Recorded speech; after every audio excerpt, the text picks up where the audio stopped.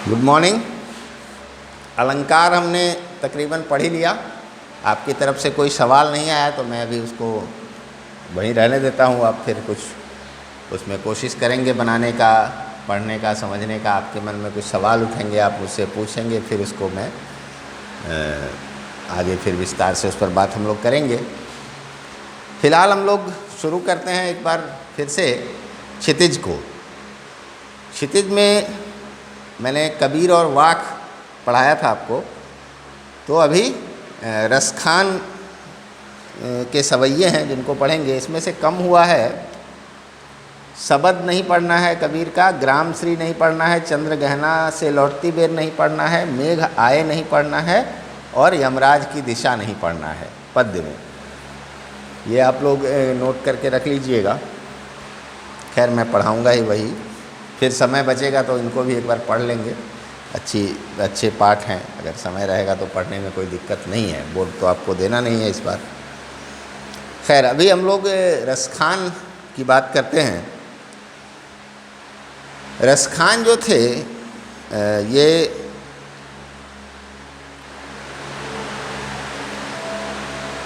इनके बारे में कहा जाता है कि मुस्लिम होते हुए भी यह कृष्ण के परम भक्त हो गए थे।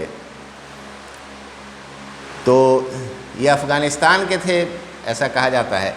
वहाँ इन्होंने कहीं तस्वीर देखी कृष्ण के बचपन की, तो इनको बड़ा प्यारा लगा। लेकिन पैरों में जूते नहीं थे, तो उसको लगा कि ये छोटा सा बच्चा है जो जूता नहीं पहन रहा है, इसके पैर में छाले पड़ जाएंगे, बड़े कोमल इसके पाँव हैं। तो वो जूते लेकर कृष्ण को खोजने निकल पड़ा। पूछते पाछते वो मथुरा पहुँचा। वहाँ लोगों ने उसको पागल समझा। कहा जाता है कि फिर कृष्ण ने उसको दर्शन दिया और फिर वो कृष्ण की भक्ति में लीन हो गए। खैर ये जो बातें हैं वो कहानियाँ हैं, लेकिन जो हमारे सामने है वो उनके सवैये हैं जो कि बड़े ही अद्भुत हैं। बड़ी अद्भुत रचनाएं की हैं उन्होंने। सूर, मीरा, रसखान ये सब एक वर्ग के कवि माने जाते हैं। तो हम लोग इसको पढ़ें। इनका जन्म 1548 में हुआ था। वास्तविक नाम सैयद इब्राहिम था। मुस्लिम होते हुए भी उन्होंने गोस्वामी विट्ठल दास से शिक्षा ग्रहण की तथा ब्रजभूमि में रहने लगे। इनकी जो प्रमुख कृतियां हैं वो हैं सुजान रसखान, प्रेम वाटिका, ये प्रमुख कृतियां हैं। कृष्ण के प्रति इनका अनुराग इनकी रचनाओं में दिखता है। और इनका निधन 1628 में माना जाता है। तो ये 4-4 पंक्तियों की रचनाएं हैं, इसको सवैया कहा जाता है। इसको हम लोग एक बार पढ़ते हैं। 4 सवैये हैं इसमें। इसको पढ़ना कैसे है पहले तो मैं आपको ये बताऊं कि इसको पढ़ने का तरीका क्या होता है। चूँकि ये ब्रज भाषा में है तो सीधे सीधे आपकी समझ में ऐसे नहीं आएगा कि कैसे पढ़ना है। तो एक बार मैं पढ़ के आपको सुनाऊं, फिर आप इसको कोशिश कीजिएगा पढ़ने का। ये भजन के रूप में गाए जाते हैं, संगीत में भी इनको डाला गया है, काफ़ी गायकों ने गाया है और बड़ी प्रसिद्ध रचनाएं हैं ये। तो पहला है, मानुष हों तो वही रस खान, बसों ब्रज गोकुल गाँव के ग्वारन, जौ पशु हो तो कहाबस मेरो चरौनित नंद की धेनु मझारन, पाहन हो तो वही गिरी को जो कियो हरि छत्र पुरंदर धारन, जौ खग हो तो बसेरो करो मिली कालिंदी कूल कदम्ब की डारन। ये है पहला। दूसरा है, या लकुटी अरु कांवरी या पर राज तिहुपुर को तजी डारों, आठहूँ सिद्धि नवोनिधि को के सुख नंद की गाय चराई विसारों, रस खान कबों इन आँखिन सौ ब्रज के बन बाग तड़ाग निहारों, कोटि का एकल घौत के धाम करील के कुंजन ऊपर बारों। तीसरा है, मोर पखा सिर ऊपर राखी हों गुंज की माल गरे पहिरोंगी, ओढ़ी पितंबर लै लकुटी बन गोधन ग्वारिन संग फिरोंगी, भावतो मोहि मेरो रस खानु भावतो वोहि मेरो रस खानी, सो तेरे कहे सब स्वांग करोंगी, या मुरली मुरली धर की अधरान धरी अधरान धरोंगी। चौथा है, काननी दे अंगूरी रही वो जब ही मुरली धुनि बंद बजई हैं, मोहिनी तानन सौ रस खाने अटा चढ़ी गोधन गई है तो गई हैं, टेरी कहों सिगरे ब्रज लोगिन काली कहों कितनों समुझई हैं, मायरी वा मुख की मुस्कान, सम्हारी न जई है, न जई है, न जई है। तो जब आप इसके अर्थ को समझेंगे तो आपको और अच्छा लगेगा। अभी मैंने आपको बताया कि इसको पढ़ना कैसे है, किस लय में इसको पढ़ा जाता है। ठीक है, तो पहला जो सवैया है उसकी बात पहले कर लें। पहले इसमें जो शब्द हैं उनको आपको देखना पड़ेगा कि आप किस शब्द को समझ पाए, किसको नहीं समझ पाए। तो उसको आप एक अपने नोटबुक में लिखिए और उनके अर्थ लिखिएगा। जैसे कि मानुष का मतलब हुआ मनुष्य, हों का मतलब होना, बसों का बसना, मैं एक दिन लिख के भी आपको बताऊंगा। ग्वारन मतलब ग्वालों के, पशु पशु को कहते हैं, कहा बस मेरो मेरा बस न होना, चरना चरों चरना, नित का मतलब हुआ रोज प्रतिदिन, धेनु गाय को कहते हैं, मझारन का मतलब मध्य हुआ या बीच, पाहन पत्थर को कहते हैं, गिरी पर्वत या पहाड़, हरि छत्र प्रभु कृष्ण का छत्र छाता के रूप में उन्होंने धारण किया था। मैं अभी एक बार समझाऊंगा आपको फिर से।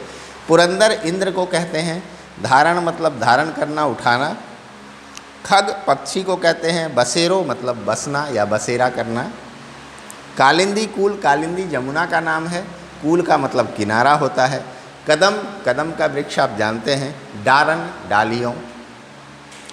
तो इसमें कह रहे हैं रसखान कि मानुष हों तो वही रस खान, बसों ब्रज गोकुल गाँव के ग्वारन, जौ पशु हों तो कहा बस मेरो करो चरों, नित नंद की धेनु मझारन। अब ये एक कल्पना कर रहे हैं कृष्ण के साथ या उनसे जुड़ी स्मृतियों में जाने की। ये कृष्ण का सानिध्य पाना चाहते हैं, उनके निकट रहना चाहते हैं। तो उसके लिए ये जो इच्छाएं रखते हैं वो क्या है कि अगर मैं मनुष्य हूँ तो मेरा जो घर हो, मेरा जो बसेरा हो, मेरा जो जन्म हो वो गोकुल में हो, गोकुल के ग्वालों के बीच हो। मैं गोकुल का ग्वाला बनना चाहूँगा जो कृष्ण के साथ घूमते थे, कृष्ण के साथ खेलते थे। अगर मैं पशु के रूप में जन्म लेता हूँ तो मैं चाहूँगा कि मुझे नंद की गायों के साथ चरने का मौका मिले, जिसको कृष्ण चराया करते थे प्रतिदिन। मतलब वो किसी भी तरह से कृष्ण के निकट रहना चाहते हैं, उनका सानिध्य पाना चाहते हैं। फिर कहते हैं कि पाहन हो तो वही गिरी को, जो कियो हरि छत्र पुरंदर धारण। अगर मैं पत्थर बनूं तो मैं उस पर्वत का पत्थर बनना चाहूँगा जिसको कृष्ण ने छाता के रूप में धारण किया था। इसकी एक कहानी है छोटी सी, आपने देखा होगा। आजकल तो महाभारत और ये कृष्णा कई सारे सीरियल चल रहे हैं टीवी पर, उसमें दिखाया गया है ये कहानी। फिर भी मैं संक्षेप में आपको बता दूं कि इंद्र, जो भगवान इंद्र हैं, उनको लगा कि ये छोटा सा लड़का है, ये इतने चमत्कार कर रहा है, राक्षस वगैरह को मार देते थे कृष्ण जी। तो उनको बड़ा दिक्कत उनको लगी। और इधर कृष्ण ने क्या कहा कि इंद्र की पूजा क्यों करते हो, पर्वत की पूजा करो जो हमारे गायों को खाना देता है, हमारी सुरक्षा करता है। पहाड़ से बड़े लाभ हैं। अब सोचिए उस समय जिन्होंने लिखा उन्होंने भी पर्यावरण के बारे में कितना बढ़िया लिखा, पर्वत को कितना महत्व दिया कि ऊपर वाले ईश्वर की पूजा मत करो, इस पर्वत की पूजा करो जो हमारे सामने है और इससे हमें अनेक लाभ हैं, ये हमारा पालन पोषण करता है। तो वन जो है इसके वो हमें लकड़ी देता है, जानवरों का चारा देता है, पानी देता है, बहुत तरह के लाभ हैं, तो इसकी पूजा करो। तो इस पर इंद्र बिगड़ गए, बोला कि ऐसे कैसे, मेरी पूजा नहीं होगी। तो लगे पानी बरसाने, त्राही त्राही मचा दिया, इतना पानी बरसाया, सब लोग डूबने उबने लगे, घर डूबने लगे, पशु डूबने लगे। तो कृष्ण गए, कहे कि ये गोवर्धन हमारी रक्षा करेगा। सबने कहा कि तुम तो कहते हो गोवर्धन रक्षा करेगा, बताओ कैसे करेगा। तो बोला देखो करेगा। उन्होंने अपनी इस उंगली पर उठा लिया गोवर्धन को, भगवान ही थे, किसी चीज़ को उठा सकते थे। उन्होंने गोवर्धन को उठा लिया एक उंगली पर और सब लोग उसके नीचे आश्रय लेने लगे। सब लोग आकर वहीं खड़े हो गए, वहीं ये हो गए, मतलब छाता के रूप में उसको उठा लिया, जिससे कि सब लोग पानी से बचने के लिए वहीं आ गए। तो रसखान कहते हैं कि मैं उस पर्वत का पत्थर बनूं जिसको कृष्ण ने धारण किया था इंद्र के कोप से बचने के लिए। और अगर जौ खग हों तो बसेरो करो, मिली कालिंदी कूल कदम्ब की डारन। अगर मैं पक्षी के रूप में जन्म लेता हूँ तो मेरा घोंसला कहाँ बने, जमुना किनारे वो जो कदम्ब का पेड़ है जिस पर बैठकर कृष्ण बांसुरी बजाया करते थे, तो मैं उसकी डालियों में ही अपना घोंसला बनाना चाहता हूँ और उसी में रहना चाहता हूँ ताकि कृष्ण वहाँ बांसुरी बजाएं तो मैं सुन सकूँ। तो उसी कदम्ब पर वो अपना घोंसला बनाना चाहते हैं, किसी भी तरह से वो सानिध्य पाना चाहते हैं। अब अगला जो है, मैं आज 2 सवैये करता हूँ, फिर 2 कल करेंगे। इसमें भी यही बातें हैं कि या लकुटी अरु कांवर या पर राज तिहुपुर को तजी डारो, 8 सिद्धि नवोनिधि के सुख नंद की गाय चराए विसारो। कृष्ण जो गायों को चराने जाते थे ग्वालों के साथ, तो एक लकड़ी, एक डंडा और एक कंबल होता था उनके साथ। चरवाहों के पास ये हुआ करता था कि पता नहीं क्या मौसम है, देर लग जाए आने में, शाम हो जाए, ठंड लगने लगे, बारिश होने लगे, तो एक लकड़ी गायों को हाँकने के लिए और एक कंबल साथ में हुआ करता था जिसको बिछा के वो बैठते थे या ज़रूरत पड़ने पर ओढ़ भी सकते थे। तो रसखान कह रहे हैं कि इनकी जो ये लकड़ी है और ये जो कंबल है, इस पर मैं तीनों लोगों का राज त्याग सकता हूँ। मुझे अगर कोई कहे कि तीनों लोगों का तुमको राजा बना दिया जाए, संपूर्ण ब्रह्मांड का स्वामी बना दिया जाए, वो लोगे या ये लकड़ी और कंबल लोगे, तो मैं ये लूँगा। मैं तीनों लोगों के राज को त्याग दूंगा, इस पर न्यौछावर कर दूंगा, कुर्बान कर दूंगा। इतना उनका लगाव था कृष्ण से। और आगे कहते हैं कि 8 सिद्धि नवोनिधि के सुख नंद की गाय चराए विसारा। 8 तरह की निधियाँ कही गई है और 9 तरह की सिद्धियाँ कही गई है। इस पर विस्तार से मैं कभी बताऊंगा आपको। निधि का मतलब होता है धन, कोष, तो 8 तरह के धन कहे गए हैं।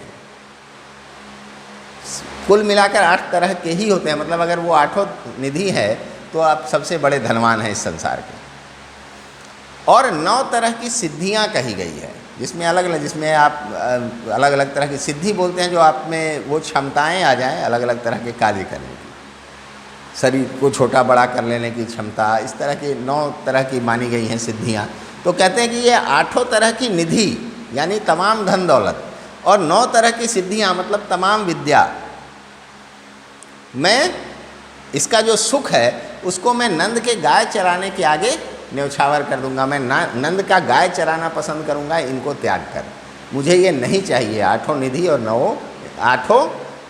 9 सिद्धियां मुझे नहीं चाहिए। मुझे इससे ज़्यादा सुख प्राप्त होगा नंद की गाय चराकर। ठीक है। रसखान कबो इन आँखन सो ब्रज के बन बाग तड़ाग निहारो। अब वो कह रहे हैं कि कब ऐसा होगा कि मैं अपनी इन आँखों से ब्रजभूमि के वन और तालाब को देखूंगा, जहाँ कृष्ण गायों के साथ घूमते फिरते थे या अपने सखाओं के साथ घूमते फिरते थे। उस ब्रजभूमि को मैं कब देख पाऊंगा इन आँखों से। कोटि के कल घौत के धाम करीन के कुंजन ऊपर वारो। अब आगे कह रहे हैं रसखान कि मैं करोड़ों सोने के घर, इन कटीली झाड़ियों के जो कुंज हैं, कुंज बोलते हैं घर जैसा, जो झोपड़ी जैसी आकृति। क्या होता है कि जंगलों में जो झाड़ी होते हैं उनसे कई बार झोपड़ी नुमा आकृति बन जाती है, तो चरवाहे जो होते हैं वहाँ बैठ के विश्राम वगैरह करते हैं, खाना पीना खाते हैं। तो उस भूमि में जो करील के कुंजन, कांटेदार झाड़ियों के जो घरनुमा आकृति बनी हुई है, उनके ऊपर करोड़ों सोने के घर में न्यौछावर कर सकता हूँ। मैं इसमें रहना पसंद करूँगा, मैं यहाँ घूमना फिरना पसंद करूँगा। तो इतना उनमें उत्कंठा थी, इतनी उनकी अभिलाषा थी कृष्ण के सानिध्य में रहने की। उनसे जुड़ी हुई किसी भी चीज़ को पाने के लिए कुछ भी त्यागने की बात रसखान कर रहे हैं। तो इसमें भी आपको वही करना है कि सारे जो भी शब्द आपके समझ में नहीं आते हैं, ब्रजभाषा के शब्द हैं, उनको आप नोट करके रखिएगा। मैं अपनी तरफ से भी कुछ लिखवाऊँगा, लेकिन आप करके रखिएगा। फिर मैं चाहता हूँ कि आप मुझसे ये पूछें। अलंकार में भी मैंने कहा पूछने के लिए, किसी ने अभी तक कुछ नहीं पूछा। आप पूछेंगे नहीं तब तक मैं उसको फिर से बताऊंगा नहीं, क्योंकि मुझे जो बताना था मैंने बता दिया। अब आपकी बारी है, आप करिए और जो शंकाएं आती है पूछिए। उसी तरह से इसमें भी मैं पढ़ा रहा हूँ, फिर आपको जो शंका होती है आप मुझसे पूछिए। पूछेंगे तभी आप समझ पाएंगे, नहीं तो मैं तो पढ़ा के निकल जाऊँगा। ठीक है, तो ये 2 सवैये आज हो गए हैं, 2 मैं कल करवाऊँगा। आज इसको यहीं पर ख़त्म करते हैं। आप लोग इसको पढ़िएगा और लय में पढ़ने की कोशिश कीजिएगा, उसका अभ्यास कीजिएगा। चलिए, धन्यवाद।